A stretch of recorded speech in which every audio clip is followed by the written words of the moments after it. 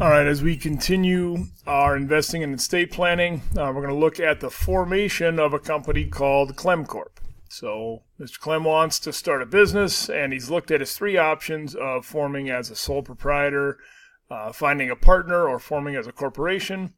And he decides that he wants to start his business as a corporation.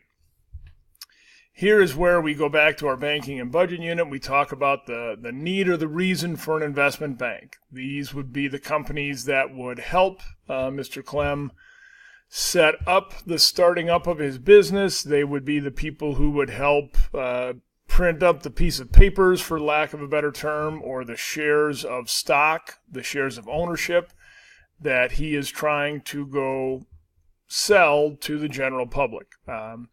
Rather than have his own startup money, he may go ahead and say, I'm starting up a business, but I need some cash to get it up and going. And if you're interested, you go ahead and buy this piece of paper, which is an ownership in my company, very small ownership in my company, most often. And from there, I will then go ahead and start my business. So Mr. Clem thinks that he needs $200,000, and I just picked that number kind of arbitrarily to get my company up and running, whether that be the equipment I need to rent the factory, to buy the building, hire the employees, whatever it is. You kind of sit down and think, all right, what's my business plan?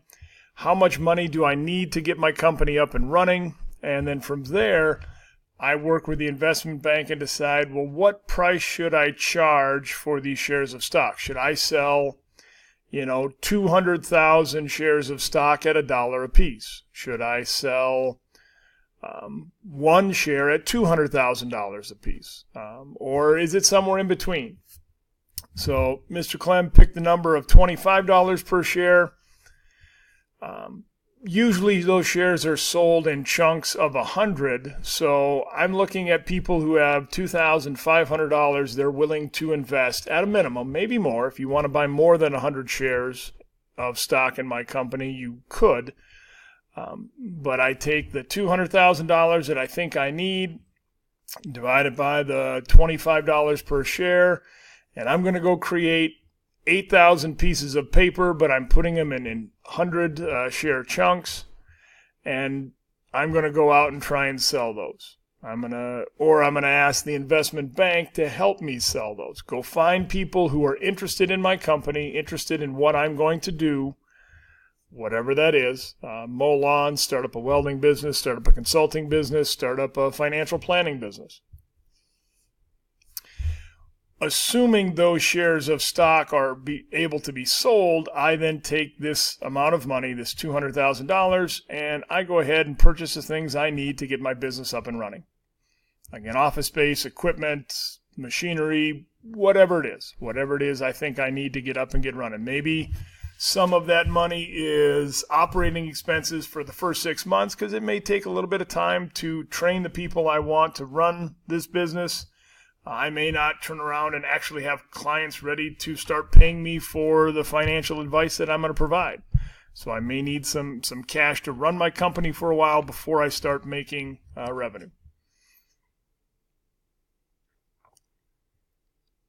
So again, the example, people that would own these shares of stock in Clem Corp, their shares or their ownership would be $25 per share. Again, we sell them in bunches of 100. So these people would have an initial investment. They would have put up $2,500 of their own money to buy a small piece of a company called Clem Corp. Okay, well, why would they buy these shares? Does the value ever change? Why would the value change? Well, as you look at it from an investment, this is different than savings. Savings is, you got $2,500 set aside from whatever. You sold a car, you've been putting it away every month. You can take that money and either save it, bring it to a bank, put it in a savings account, a CD, a money market, something like that, where it is FDIC insured safe. Anything happens to the bank, that money is going to be there. If you're going to invest that money, you're going to look at trying to get a return. you're going to try and have that money grow over time to something larger than the $2,500. Now, you're doing the same thing with savings, but the difference is there's a risk. When you put that money in the savings account, there's very little to no risk because it's FDIC insured. However, because there is very little to no risk, your return is very, very small. That return right now, I want to say interest rates in 2019 are, less than 1%, maybe even less than 0.5% on a savings account or a CD or a money market. Where if you invest it, the return is potentially larger than that 1%. However, there is also risk, and that risk is you could not get the return. You could not get your full $2,500 back. You could actually lose some of your initial investment.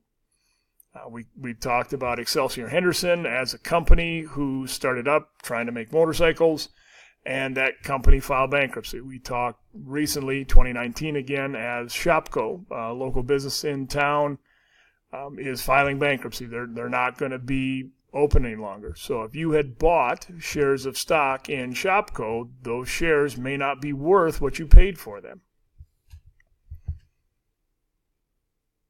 So what are the reasons why the value of something will go up and down? And this could be anything. We're talking specifically companies. The first and foremost is supply and demand. If you look at supply and demand and there is an abundant supply, okay, the price will go down. If there is very few of supply, the price will go up.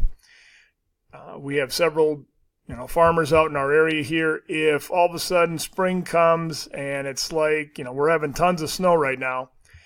If spring comes and farmers cannot get into the fields and it takes a long time to get into the fields and maybe we have a very poor growing season and the crop yields, whether it be corn or soybeans or wheat or whatever you're doing, if the yields are very, very small and the supply of that raw material is very small, well, the value or the price of it is going to go up.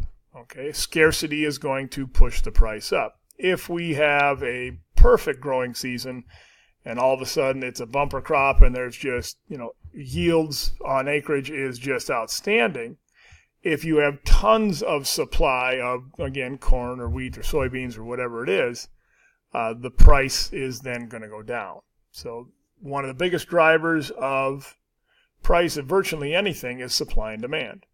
That could be gasoline, that could be vehicles, that could be a company stock. If everybody wants to buy a share of this company, whether that was a Facebook, whether that's, pick your new company coming out with whatever, if the demand as compared to supply changes, that will have a push and drive the price up or drive the price down.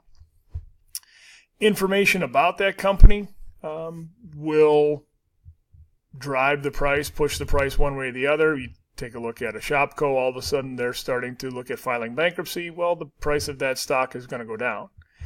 If all of a sudden some company comes out with the latest, greatest product or invention or patent on something and boy, they're going to make a ton of money on that deal, well, that's going to push the value or the price up.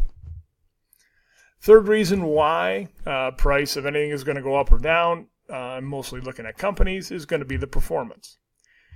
If Clem Corp starts out its first year and it pulls more money in revenue than it spends in running the company, well, that's going to look good. That's going to push that price or that value for that stock up because the demand for it will go up and that will push the price up. If Clem Corp has a poor year, spend more money than they have coming in, which happens a lot in initial businesses, the value of that stock may be down.